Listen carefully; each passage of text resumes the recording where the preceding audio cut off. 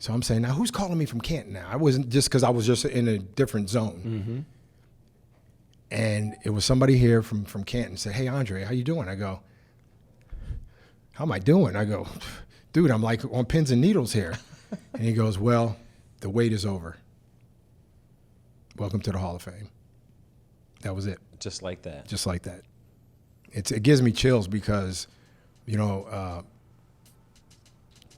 it's something that the 15-year-old me would have never thought. Yeah. Because I wasn't supposed to be there. And for that to happen in the manner it did, only God made it happen that way.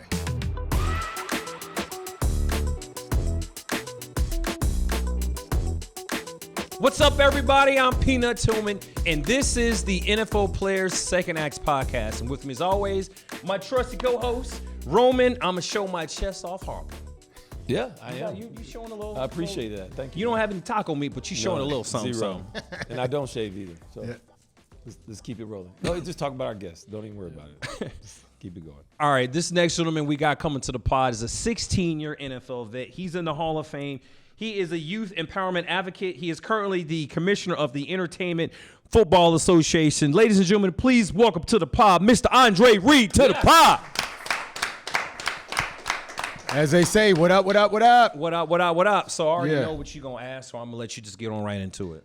Andre, what is the commissioner of the Entertainment Football Association? Well, first of all, let me rephrase all that. Right now, Did I say it wrong? No, you didn't say it wrong. Cool. But what we're doing, actually, Tim Brown is the commissioner of another league. Yes. The same thing. So I'm in the other division. And we were supposed to start in June, but had a little mishaps or whatever you want to say with people. So we're going to start next June. Okay. So we have another, 5, how many months? Another year, half a year, 7, 8 months to get it right. But very excited about it. Football is life. Yes. It's life for us. And to be a part of something, an organization that is going to empower other kids not only to play the game, but to have another chance. That's really what it's about. And for me to be a part of it and be the commissioner is awesome. All right, I want to go back to 1985, your draft class. Ooh. Do you or can you name the person drafted before you? Oh, that's a good one. Let's see. I was the 86th pick. Correct. So 85 might have been, was it a receiver from Missouri? Close. Close. They both used to be. I give you the initials, 12. GR. Wow. I give you the initials of the player. Of the person. And what team did he get drafted by? Oh, now you want us to just tell you. Yeah, exactly. Greg Robinson. George Rhymes. Buster Rhymes. Yes. Yeah, Buster Rhymes. And you know what?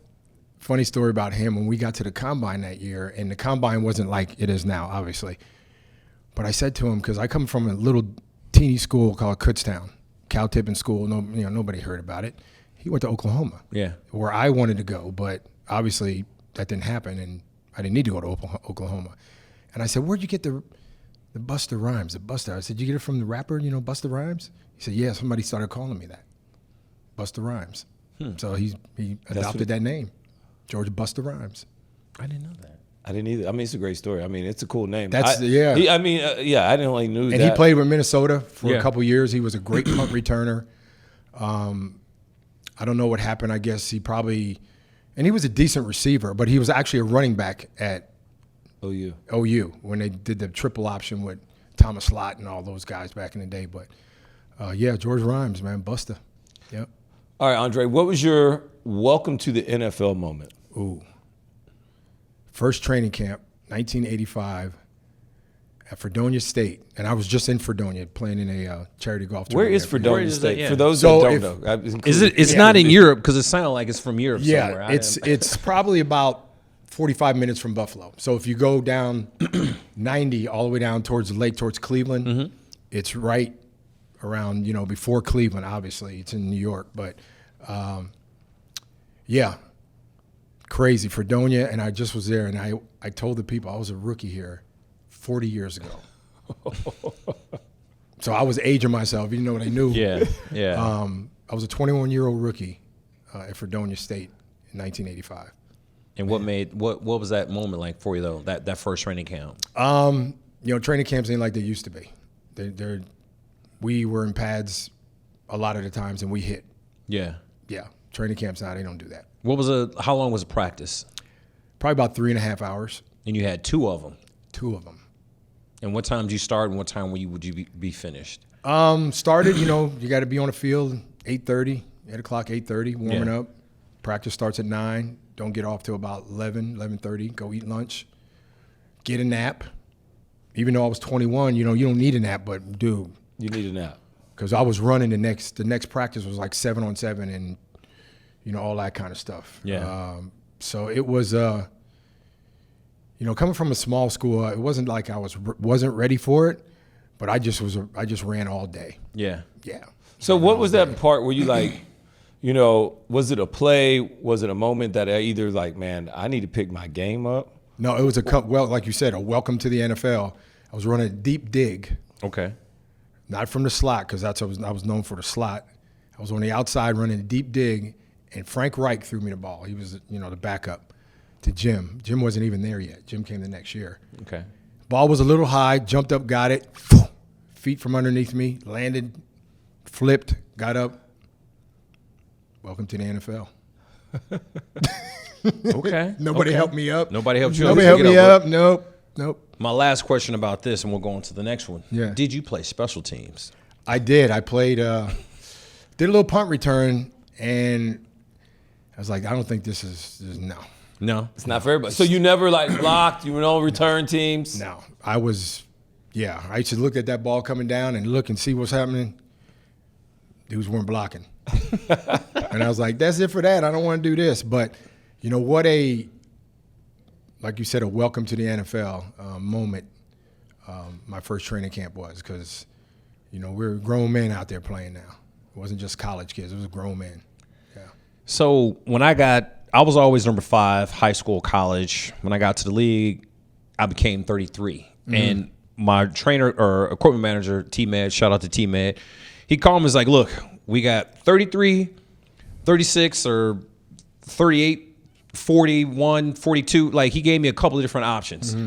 And I just was like, I was at Piccadilly with a friend, and I was like, I don't know. What do you think I should do, Miss Bartell? She goes, well, baby, 33 looks good. And we all just kind of were just, I was like, I don't know, 30, 33.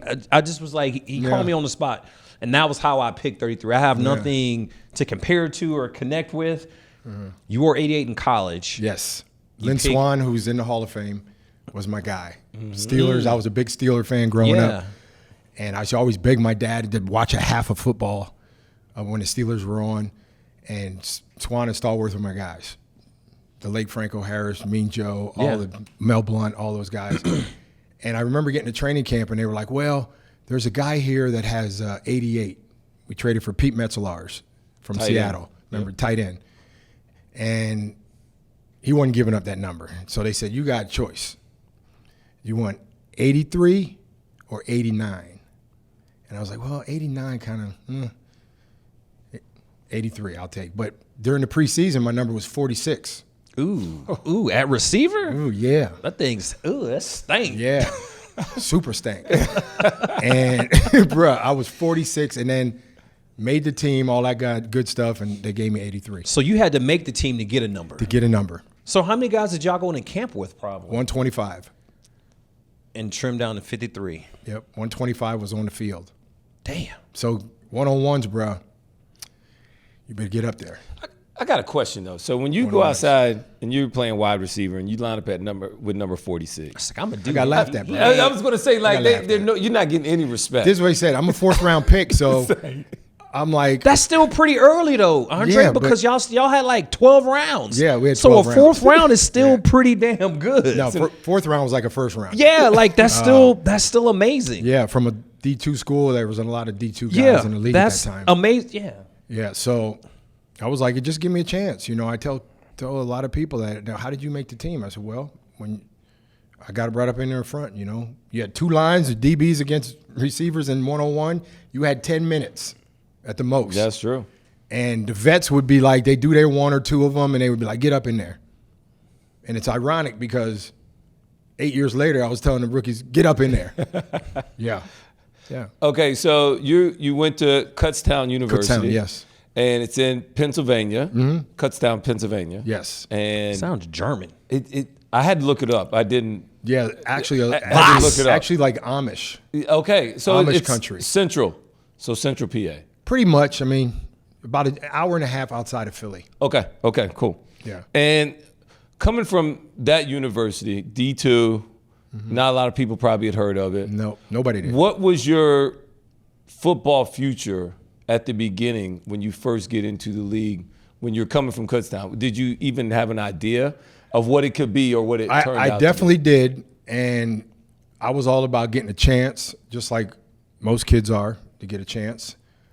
They drafted me in the 4th round for a reason. I could have went 8th round or 9th round or 12th round. And I thought at one point I was going to go to Dallas or Denver. And Buffalo came out of nowhere. I didn't even know where Buffalo was, bro. I didn't know where Buffalo. I was like, New York. I go, is it by New York City? And they go, no, it's by this lake called Lake Erie, and it snows a lot. Good description. And I got there. Description. I got there. For mini camp, first year, it was 2 inches of snow on the ground. Mini camp, first week in June. What? Yes. That sounds miserable. And I go like this. terrible. I go, well, welcome into some craziness. And I spent 16 years up there. I just couldn't imagine getting drafted by a team in day one. You just like, I'm gonna hate it here. Like if I I, never went to said like that. if I went to Yeah. Green Bay though, I'd be like, really? I'm in Green Bay right now. But being from Pennsylvania, I saw all that stuff. Yeah. You know, but Yeah. I didn't see the lake effect. I didn't know what lake effect snow was. Yeah. Until I got up there and I saw it and I go, oh. Same. Chicago didn't really know it. I mean, as a kid you saw it, but then you get signs Yeah. and all that. You could see it and smell that's it lake coming. effect. Yeah. In Buffalo, correct? Yes. So you and it kind of describe what this lake effect is, because I've only seen it in pictures where the water rolls in and like it splits up the bridges, right? The Well, north you and got, the south. Buffalo's on the corner of Lake Erie. Then you got Lake Ontario, which is right above it. So the wind that comes off of Lake Ontario, it comes off of there a different way and just goes across Lake Erie the right way. So Rochester, all those places, they get some snow, but they don't get blasted. Western New York gets blasted. I feel like I'm getting a geography lesson right here. Yeah. Geography. And if you live in the South towns, you can sometimes get a foot and a half. And you can see the cloud. Right. And it's snow. You can see the cloud. So that's what I saw was a picture of like the cloud just cloud rolling just in. And then rolls like to the right, Nothing. nothing. Then on the left, Zero. oh, it looks terrible. Like it's a foot and a half, and then 15 minutes away, it's like a half an inch. All right, so I want to know about your experience of getting into the Hall of Fame. I've seen the videos, not specifically yours, but nowadays they always record the guys, and it took you 9 times. 8. 8, and you 8 got times. in on the 9th. Or you Actually, got in on the, actually took me 7. I got in on the 8th. that's what it was. Okay. Yes. So Bad research. what was that waiting like? Oh, it was. Understandable, because you had other guys in your yeah. draft class That's- get in, people from your team, and you had to wait. Well, it's a little bit different though because you guys were, and I'm just kind of describing it to our listeners. Yeah. You're in the hotel room, right? This is Yes. when they used to bring all the finalists, and you go in the hotel room, and you're just waiting for that. waiting for Good that point. call. And Yeah, you're, this and is you're a just good waiting. point. You're just waiting for that knock on the No, door, you got the or you're call. waiting for a call. Okay. Call. They knock on the door. They don't even do that now. They go to the dude's house.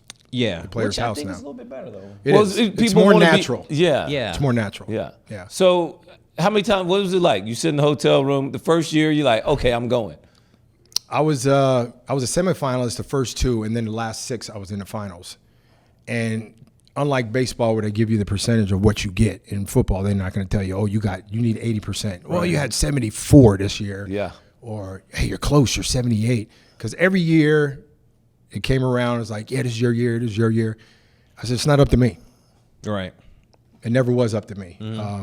I did what I did on the field. I was only as good as the people around me. And you guys know somebody's going to make you better. Right. I had 4 or 5 other Hall of Famers that made me better. Yeah. And if it wasn't for them, I wouldn't be sitting here talking about it like that. So, and we all were held accountable for everything. So that was really important to us, not only winning, but as a team. I mean, you don't really see that nowadays. Accountability. These guys are on their own, doing their own things. So when you retired, you were third all-time in receptions. Fifth in yards, seventh in touchdowns. Fourth in yeah. receiving. Yeah. So you got the numbers to get in. King of Yak. And it takes you this time to get in. Do you think it's because of the lack of Super Bowl, or what do you think it is, or do you even, you don't worry about? I know you don't worry about it anymore. Yeah, but at the time, what was probably rattling through your brain? I think that probably had some kind of like a 10-15% that had a lot to do with it. But once you get in, they don't even talk about that 10 or 15. They don't even talk about that no more. Just like Deion said, they say, hey, we're all in the same room. All our buses are in the same room no matter what year you get in. Yeah, it's great. And what a ride it was for me to, be in Buffalo, and that happened there for those fans, because you guys know Bills fans are, Bills Mafia is crazy. They crazy. Yeah. In a good way. In a good way. Yes. Who all was there when you got that knock on the door? Who all did you have with you? I had my two agents and two at the time. Well, they were a team. So, okay. I was that. They were like a team. Okay. My agent got an agent. And my agent got an agent. He got an agent. Okay. 2 times. And it's funny how it happened, because they sequester you in the hotel. So it was New York City. Remember the Super Bowl was in New York that year in 2014. And I was like, yeah, maybe it's not meant to be. Maybe it wasn't, whatever. So I remember being in the room, and it was the first year of the NFL Honors. It was going to be on TV. And I'm sitting in the room, and my agent's like, this is your year. I said, yeah, this has been 7 years now. I mean, hey, whatever. But I got a phone call from you're looking for a 330 number, which is here. Okay. So I'm looking for a 330 call, and I get a 212 call.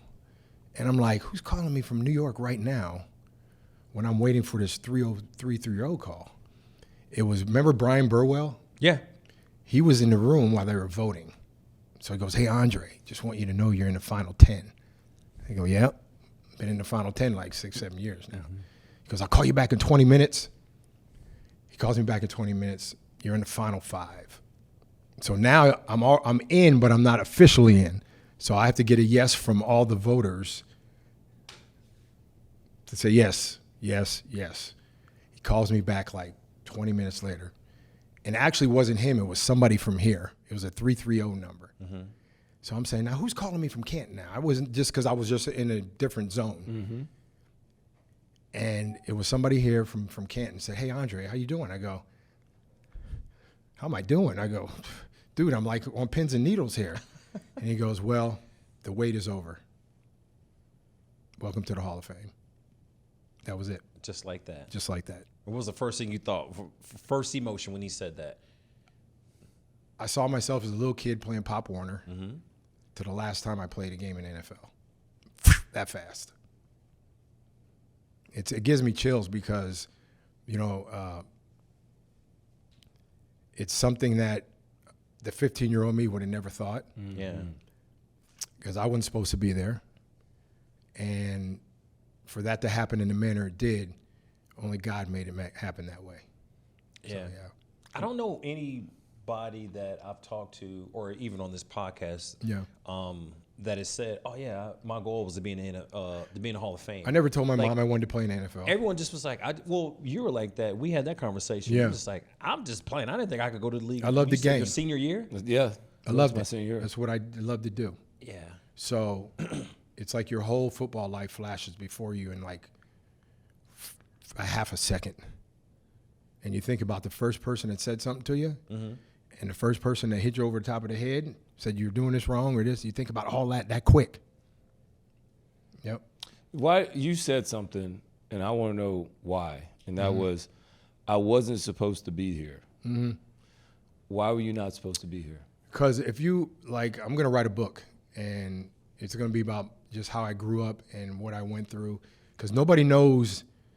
They see you on TV, and they don't know about what you went through. And everybody has their own story, me included. So, I was destined not to even to go definitely make a right instead of make a left. Yeah. Because of home life and all this other stuff. I wasn't supposed to be there. Yeah. Yep.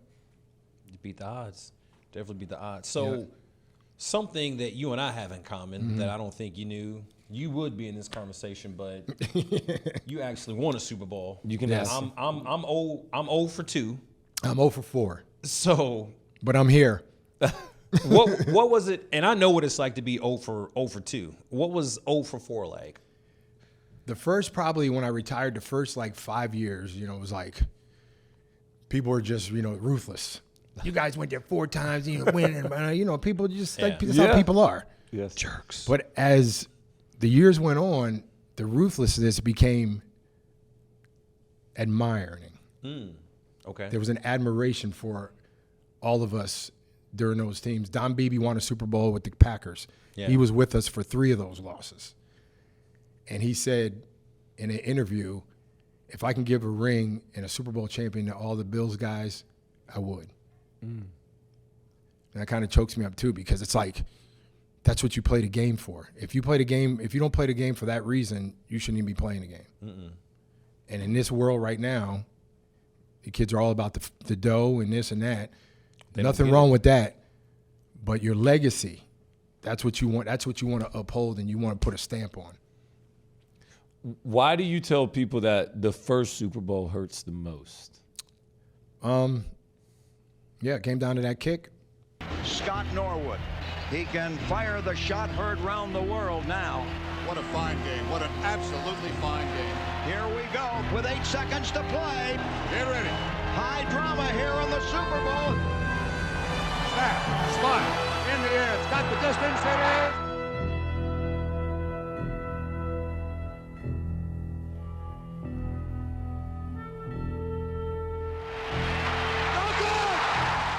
And I think as the years go on, I say, if we won that first one, he makes that kick, do we go to the next 3? Yeah. Everything's different. And I looked at you know guys. that. I looked at you guys, that Buffalo team. Coming from Buffalo. We were stacked. Yeah, you guys were stacked. And you had fun. You guys were like swaggy before swag was a word. You guys had the shades on. Everybody had the high top. You had the earrings, Yeah, the bro. earrings, Yeah. like doing your thing. Yeah. And I don't think I appreciated it because I was a younger man, younger kid at the time. You still had gray hair though. I probably did. But it was just like, I didn't realize how swaggy Buffalo was. Man, and how it much was. you guys did your thing. I mean, we used to have people come from Hollywood and L.A. to come watch the games in Rich Stadium. There'd be Hollywood stars in the stands. Yeah. And we didn't know until, the next day that they were there. But I think we carried ourselves in a way where we kind of exuberated that. Like, they came to see us because we were good. What were some of those stars? Who were some of those stars? Oh, man. The stars back then, like, oh, gosh, in the 90s, you name I can't even think about it. If you name them, they were there. Okay. I got one for you. So there's one play in mind, whatever Super Bowl, my first one we lost, where Reggie Wayne's running down the sideline scot-free. That's the one play that I still think about that kind of got away was from it your us. fault? Yeah. It was not. Oh, okay. It was Well, you mentioned it. Well, Like- it's still the one play I think about, though. Okay. Like, it wasn't my fault, though. Don't do me like that. Don't do me like that. Yeah. It's the one play I think about that Yeah. that Peyton Manning, they got on the roll real quick, and we gave them a free play. Is there one play out of any of those 4 Super Bowls that just kind of sticks out in your mind? It's like, damn, I want that one play back. I think the first one against the Giants, where we had played them during the year, and this is when they had LT and all them dudes. You know, it was just they were just phenomenal on defense. Their offense wasn't like they won on defense most of the time, and it's just I was like, we're playing them again, and how do we beat these guys? And we got to be sound, especially in a game like this. And we weren't sound. Even though it came down to a kick, I dropped 2 passes. There was some things that could have went the other way where we could have won that game. Darryl Taylor missed a tackle. There's all kinds of things going on. But I try to tell people the resolve of our team is that we went back next year, and we went back the year after that, and the year after that. we don't get credit for that because they don't talk about it. But if we win 2 of those 4, we're one of the greatest teams ever. Yeah. You're If we win all 4, we're like the 49ers, the Steelers of the 70s, the 49ers of the 80s, the Patriots of the 90s or whatever you want to call it. Yeah, whatever the 2000s. Yeah, 2000s. Yeah. We're in that conversation, but it just wasn't meant to be. But they still talk about us like that because it's a benchmark. I want to talk about the comeback. That might be probably one of the, if not the greatest comeback Crazy. in NFL history. Yeah. Definitely in the playoffs. Yeah. I don't know. It might just be in the like top 2. I mean, even though the one a couple of years ago with the Vikings, you know, and Yeah. it didn't have that. It just didn't have that luster. I'm sorry. I'm kind of with you, though. didn't I'm have with you. that. I'm with you. And this is when we played the game. It was blacked out on TV. Yeah. I forgot about because Yeah, y'all they were blacked losing it so out. bed they switched it, right? switched it up. They was like, they're They losing. put on like the Munsters. But you didn't know that when you were playing though, right? No. It's just a good story, though. Yeah, but I remember one thing about that game that turned it around for us. Daryl Talley, who was our vocal leader guy, Yeah. he's on the sideline and he's going up and down the sideline in everybody's face. So we got them where we got them right where we want them, and we're like, we're down 35-3, and we come out the third quarter and Frank throws a ball and it goes off in McKellar's hands, and Bubba McDowell picks it, goes 6. It's 35-3 with 12 minutes left in the third quarter. And he's going, we got him right where we need him. And it's not that we didn't believe it, but we had that crowd. And, dude, once that clicked and turned around, Yeah. they were done. But did you come out? No one starts a game like, all right, let's get down, let's spot them 14 points, Of right? course not. We had played Did y'all come out like super flat, or what was we played it him the about? week before down in Houston in the Okay. Astrodome. We got beat 28-3. Had to come back and play him the next week in a wild card game. So were we familiar? Of course, but we're like, we got him at home, our fans, and we were laying like the biggest egg you can imagine. Yes. And it took just one play, one little spark, and we looked in their eyes, and they were done. You know how you look in somebody's eyes and you know yeah. they're done? They already were going to Pittsburgh the next week. I want to know one more thing about that comeback game. Yeah. So, as Daryl Talley said what he said on the sidelines, Yeah. like, is that like becomes the mantra as we like score course. 10 points? Like, hey, we got them right where we want. Yeah. We're down 25 Because now. of the situation. It Yeah, was. it's the only Because bit of- I don't think you would probably even hear that right now. No. Because we were looking at him going up like, what is this fool talking about? There's always that one guy who does that though. The Yes. guy who doesn't play, or I'm not saying Daryl didn't play, but I'm just Yes. saying like there's always Tyler that. was the man. And then it just started going. We had an onside kick. We covered that. Moon threw 2 picks. Like he was like 4 touchdowns in the first half he threw. He probably should have threw 4 more. You had 3 tugs that game. You I had 3 tugs that game. Yeah, you had a nice little game. Yeah, they were trying to double, bruh. You was in the zone. Zone. If I had to say that was a zone game in all the games, in 254 games I played, I was in a zone like no other that game. Why do you think that was? And just for that specific game, just because the comeback, the situation. I think the thing that Daryl said, and it's like, you know, I laugh about it, like, really? But we all, like, heard it, and yeah. after maybe 1 or 2 plays, we started believing that. Yeah. Momentum is real. Yeah. You know, we call this the Second Acts, NFL Players Second Acts podcast Yeah. for a reason. And, you know, we all got to hang up our cleats at some point. Yes. And you've been able to do a lot after football. Mm-hmm. What are some of those things that you're probably consider that you're most proud of? Well, my kids, number one. Mm-hmm. I have a 29 and a 31-year-old. When I retired, they were 6 and 4. So they're babies. They were babies. They were like my kids. Yeah, okay. So, and just, you know what? You guys know relationships are so precious in this game. You got to develop those relationships early, because those will be the same guys and same people you see later when you're retired. Right. And I think the generation now, they don't think of it that way. And I'm involved in, you know, a couple things and doing Well, you a lot got of stuff. the Andre Reed Foundation. Yes.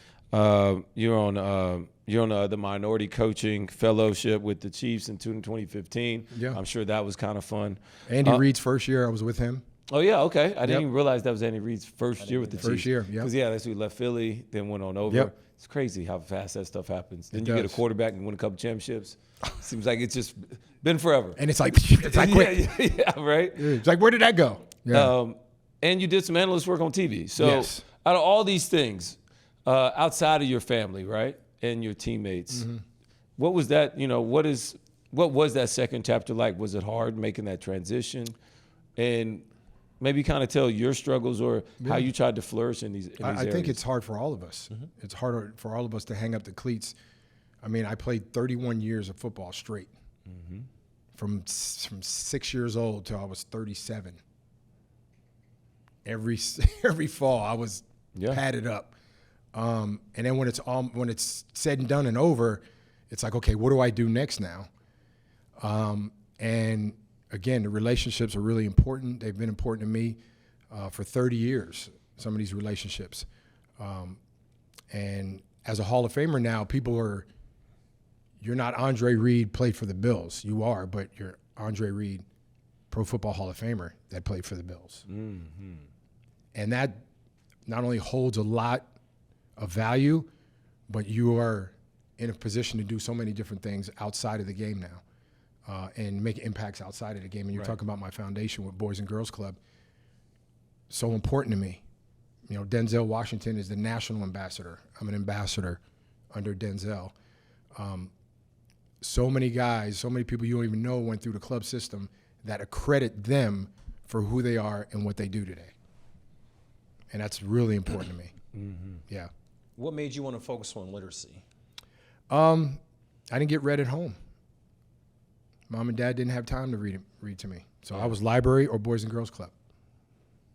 That's where I learned how to read. And again, that chokes me up because it doesn't get any better. Right. It does, but we still have a literacy problem in this country. Yeah, we do. And I always say it takes a village to get it right. Right. And as an athlete, we're in a position to make that village better. And that's what I'm doing. Yeah. It's always impressive when we hear these stories about people doing things for others. I learned this from a pastor, a friend of mine, that once you're affected by something, you'll become an advocate for it. All the time. And because the lack of reading that you received at an early age, you're probably behind, and then of course, these other things happen. My mom kept me behind. Right. And then all of a sudden, if you don't get this outside help, you're not getting to college and you're not getting to where you are. And I just love that. I've been involved in reading programs with my foundation for a long time. And I don't know if you know this, Peanut, shout out to everybody. This is a stat of working with United Way, is that all of our kids in America, we learn how to read from kindergarten to third grade. You're learning how to read. And then from fourth grade on, you learn from reading. And so if you're behind in those K through third grades, you're going to stay behind from fourth grade to seventh grade. And your likeliness to drop out, they really rises. Yep, all these other things happen. And that is across the board. Yes. And it's always been like that. I think it's a lot better than it was probably when I was a kid, because there's more out there. Right. There's people doing more things. But you kind of keep that in the back of your mind that's why you do it. Yeah. Because every time I go in, and I've been to, over the past 10 years, 15 years, I've been to a Boys and Girls Club from Alaska all the way down to Florida. Telling them my story. Yeah. And saying that you could be that kid too. They just need encouragement. Right. And I think that's part of your resume. Yeah. Absolutely. Yeah. Absolutely. Yeah. I don't think you knew this though, but I was affected by golf by not playing it at a young age. And now I'm an advocate for it. I try to play all the time. Yeah. Like all the time. That was good. That was good. That was good. That was exactly. Good. That was exactly. Good. I love that because I'm a, me. That was a good I'm one. an avid golfer. Yeah. My last one for you was Mount Rushmore. If you could pick 4 people that have helped you become the man you are today, who would those 4 people be? Obviously my pops. And quick story, when I got inducted here, my pops had passed away in 96. Very emotional day. I wish he was there, but he was there, but he was my biggest fan. And I wasn't the person I am because my dad was rough. He was 5'8", big hands. Like if he put his hand on your shoulder, you knew it because it was heavy. You know, would get up at 5 o'clock in the morning to be pouring concrete by 7, and just was that kind of guy. We all have our faults. He had his faults too, but he always told me, if you don't work hard, you'll never know your potential. If you don't work hard, you'll never know your potential. And if you don't make an effort, you'll never know what effort means if you don't make it. You got to make an effort first to know what it means. And that stuck with me my whole life. Yeah. Because, again, I wasn't supposed to be a Hall of Famer. He knew I was supposed to be a Hall of Famer. Right, right. And that's what I try to tell kids is you're only one person away from somebody telling you that there's a possibility. It's possible, regardless of where you from, how much money you got, where you live, all that kind of stuff. You need one person to change your life. And you got to be out there doing it, or, you know, seeing these people or whatever it is, but it's one person. You got to make the effort. So that's really what I tell kids. I said, don't sit back and say I should have or I could have or I would have. Do it. Yeah. Yeah. All right. You got Pops as one. You got 3 more. Probably my high school coach, Bruce Trotter, who recently passed away about 3 years ago. He always saw something in me. All those coaches there saw something in me, and I was a little guy. You know, I didn't start growing until I got a certain age, and he always knew. They came to my Hall of Fame ceremony, and that was besides my family, those guys, because I was that guy. And it's not that they say, oh, I knew this was going to happen. They just loved the journey. They loved to see the journey that I was on. Not only how I played, but how I carried myself too. Because that's a reflection on them. Yes. Got it. Okay. Yep. Pops, Trotter, you get 2 more. Obviously my mom, because she held the fort together. Our moms are kind of our backbones. Without them, we wouldn't be here. But my mom's 81 now, and she's going through health problems and this, but she never missed a game. My pops never missed a game. Yeah. I remember he slipped a disc in his back and didn't get surgery and came to the game with a slipped disc in his back because he didn't want to miss the game. Dedication. All these words that I learned throughout my life, my dad taught me what those words mean. So my mom, my pops, my high school coach, and my college coach, George Baldwin at Kutztown. Former military guy, Marines, hard-nosed guy. At some point in your life, you need that kind of stuff. You need somebody to just pound you. So you know that it ain't easy. And there's probably more, but those 4, especially my mom and dad, they put in a lot of work, man. They did a lot of stuff for me. They made sure I had what I needed. Yeah. All I right. said earlier, it takes a village. It takes a village. Yeah. I wanted to know about your nutritional company. Yes. Cellivate. Cellivate. Okay, good. I didn't know how to say it exactly. I was going to ask that question. Yeah, but I was just thank like, you. Cellivate. Cellivate. I don't want to mess it up. They're out of Florida, and you guys know. It's a fact. The older you get and all the hits you take, you're going to need some help. And these gummies are probably state-of-the-art. They're state-of-the-art gummies. They taste good, and what they do is they train your cells to heal themselves faster, to heal your body faster. Is any THC in No. it? Oh, No okay. THC. It's called SOD. Okay. Super oxide dimetuse, it's called. So Yes. with those words, MIT it's got to do, words. yeah. I can't even spell that, let alone take it. But I partnered with them last year out of Florida, and I've been taking these gummies for a year now. And, of course, I have my little aches and pains, but these are state-of-the-art gummy, and they're in a couple teams in the NFL have it. There's college teams that have it. So where It has changed me. Where do we want to? If we wanted to buy some, you can look into that camera right there and tell them. Well, you can just go to their website, cellevate.com. How you spell that? CELLEV8. The number 8. .com. Let me tell you, to change your life. And this isn't just for athletes. It's for the normal person, too, if you want to call it that. You will feel better. Everything about your life will be better. Yeah.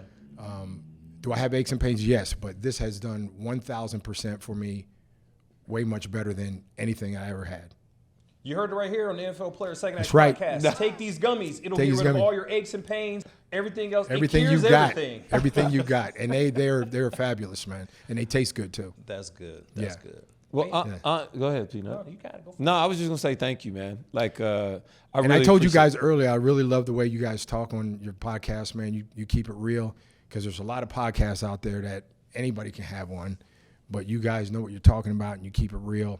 So I kudos to you guys. We are just a product of our team around us, man, because our team does a great Exactly. job. Yeah. They look after us. They set up everything for us. They help us with the research. There's no I in team, but There's no. It is a me. Sometimes the Kobe research said could be that. I wrong. know that. Kobe said that. 8 or 9. Yeah. But Kobe said that. man, we are a product of everything else Yeah. around us, man. And Yeah. look, man, me and Peanut are just so excited about being here with you guys. You And I guys are love the Hall of way you guys Famers. played the game of football. Thanks, too. man. Appreciate You it, guys bro. are awesome. But we're here to celebrate y'all. And just to be in you guys' space and share this opportunity, you get to share your stories with us. Yeah. And also congrats on having the stadium named after you as well. Yeah, I got. You know what? Believe it or not, I'm in 7 Hall of Fames now. Okay. This may be a I'm new only in record. 2. What do you I want? want to start asking everybody 7. this. You're in 7. Actually, a good. 7 Hall of Fames. actually Can a you good name question. them for me? Okay. Because that's hard. That's hard. Yeah, that's hard. That's hard. You are in 7. Okay. College, Okay. the Division II Football Hall of Fame, All right. the Lehigh Valley Sports Hall of Fame, Okay. The Boys and Girls Club Hall of Fame. Love that. Okay. All this wouldn't happen without the Boys and Girls Club Hall of Fame. There's 2 or 3 more. I saw another one too. I wrote it down. There's a couple of them more in there. There's a couple more. Yeah, I just got in the Pennsylvania State Hall of Fame. Yes. Okay. State of Pennsylvania. State of Pennsylvania Yes. last November. That's 5. The Pro Football Hall of Fame. Yeah, I said that That's one. 6. How you There's 2 forget more. that one? No, I said that first. Oh, okay. I said my high school, all that stuff. And there's 2 more, I think. Not even in my high school. There's 2 more, yeah. Mine And I doesn't have a one. stadium, a park, and a street named after me. I just got a street. Not only that, but your Wikipedia page is elite. It is elite. Y'all look up Andre Reed Wikipedia page. Elite. Elite. It's elite. not just good. It's elite. Yes, all right. I just wanted to appreciate let it. you But know you- that. The Bills Wall of Fame? Is Yes, that- Bills Wall of yeah. Fame. There you go. There's another one. Their Sports Hall of Fame. Yeah. So there's 7. There it is. That's- Yeah. Okay. And here's a kid that, who knows? Anything's possible. What Yeah. about you? What you got? Hall of Fame. Alabama Hall of Fame? It's not important. It's That's not- not Yeah, it important. is. It is. You in the Saints You Hall guys- of Fame? Oh yeah, Yeah. I'm in You- like come 3. on. I'm in like Yeah, 3. I'm trying to get your Saints. flowers. I'm in like You 2 or You in 3. the Saints Hall of Yeah, Fame? you get your There flowers. go. Yeah, I'll take that. Come Thank on. you. Get your flowers. You Yo, was a got good friend something. of mine, Terrell Burgess is a good friend of mine. Oh really? Terrell's with the Saints now. Yes, Yeah. I know him. But really good guy. Okay. Well, Yeah. I have to make sure I say what's up Say to him. what's up from to you. him. Yep. Yes. Yeah. Well, look, man, Andre, man, appreciate it, man. Hey, for all of our listeners out there, wherever you pick up your podcast, whether it's Apple Podcasts, the iHeartRadio app, make sure you give us a follow, like, subscribe, leave a couple comments. We'll hit you back. Man, tell a friend to do what, Peanut? Tell a friend. There we go, man. Appreciate Tell it, a man. friend. There it is, Andre. Appreciate the love. And get us out of here. NFL YouTube channel. Check us out. Oh, yeah, that part. Listen to the same, man. That's why I got you. You are. It takes a village, as they say. Yes, it does. Takes a village. It does. Look, man. Always does. We appreciate y'all tuning into this podcast. I'm Peanut, that's Roman, that's Andre, and this is the NFL Players Second X Podcast. Peace.